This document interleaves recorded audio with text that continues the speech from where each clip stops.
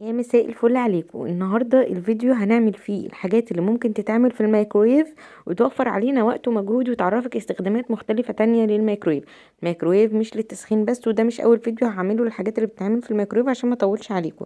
اول حاجة معايا البطاطا، بغسلها كويس جدا وبقسمها فتحة كده من النص عشان لو عايزة تحط عليها شوية سكر كده في الاخر يبقى يتكرمل جواها، وعشان كمان تسرع لك في عملية السوا. بحطها في الميكرويف لمدة 10 دقايق بالظبط على طبق زي كده، بتطلع لي تحفة ودايبة. لا محتاجة ان انت تسخني فرن، ولا محتاجة ان انت تفضلي مثلا ساعة ولا ساعتين عشان تشوي شوية بطاطا وتخلصي الانبوبة والكلام ده كله.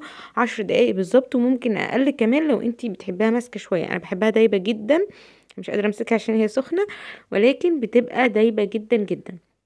شايفين الجمال؟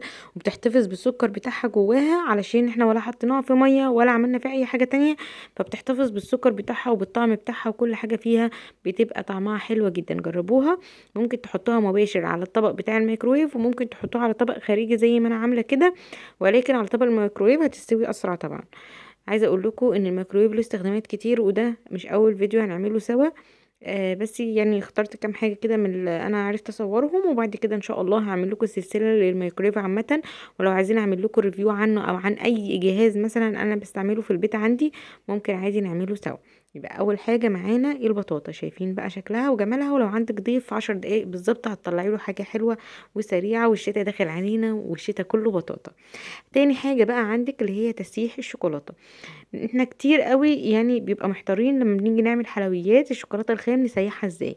في ناس لو انت مش عندك مايكرويف بتسخنيها على حمام بخار ولكن شغله، يعني لسه هتغلي ميه والكلام ده، وتحطي طبق فوق المصفى، حاجات كتير جدا.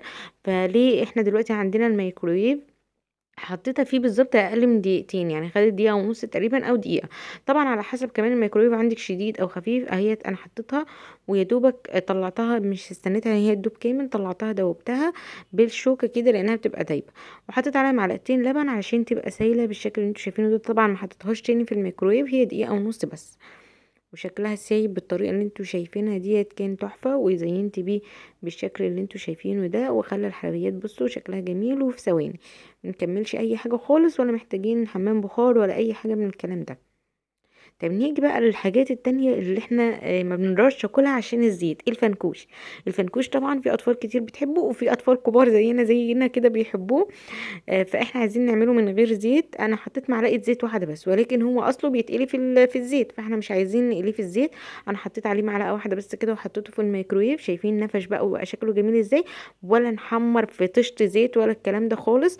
انا حطيت عليه معلقه واحده بس، وكمان ساعات بعمله من غير زيت خالص. يعني يستحسن لو انت ممكن تحطيه في الطبق كده من غير اي زيت خالص وتحطيه في الميكرويف، هيطلع معاكي مقرمش وتحفه تحفه تحفه. بحط عليه توابل البطاطس دي وبيبقى جميل جدا جدا. هو مش محتاج اي توابل على فكره، الفنكوش ما بنحطش عليه توابل، بس يعني ايه يعني زياده الخير خيرين. اهوت. شايفين شكله؟ انا كنت بسمعكم القرمشه بس مش عارفه الفيديو فصل الصوت ليه. القرمشه رهيبه يا جماعه، والطعم تحفه. شايفين لونه كمان فاتح ازاي؟ الفنكوش من المساوئ بتاعته اول ما بتحطيه في الزيت بيتحرق، لا هنا هنحطه في الميكرويف بس. تعالي كمان للمشروبات. انا بعمل نسكافيه بعشقه جدا جدا في الميكرويف. وكمان القهوه، يعني النسكافيه والقهوه واليانسون والحلبة والحاجات دي كلها بحب اعملها في الميكرويف. حطيت كده السكر بتاعي وحطيت النسكافيه. بحب اول نسكافيه اللي هو 2 في 1 ده من غير سكر، انت بتتحكمي في السكر بتاعك براحتك. وبعد كده هحط عليه شويه ميه بس عشان ادوب النسكافيه بتاعي. وبعد كده هزود لبن، عايزه تعمليه بميه بس براحتك، عايزه لبن بودر براحتك. بدوب بس الاول شويه نسكافيه كده، عايز مش عايزه تدوبيه في الاول عادي مفيش اي مشكله. وبعد كده هنزل عليه اللبن. عايزه اقولك اللبن لسه طالع اهوت من التلاجة مجمد في نفسه كده. يعني عايزه اقولك ولا هتوسخي بقى 60 ألف كنكة وكوباية ولا كلام، لا الكوباية اللي انت هتشربي فيها هي اللي هتعملي فيها بالشكل ده كده. احط اللبن وهقلبه، وهحط على الوش شوية رشة نسكافيه كده تعمل لي الشكل اللي هو بيبقى في الكافيهات. وهدخله الميكرويف، بياخد معايا بالظبط دقيقتين ونص. وبرده تاني يا جماعة هقول لكم على حسب قوة الميكرويف بتاعكم وقوة الكهرباء عندكم، عشان الكهرباء عندي ضعيفة شوية.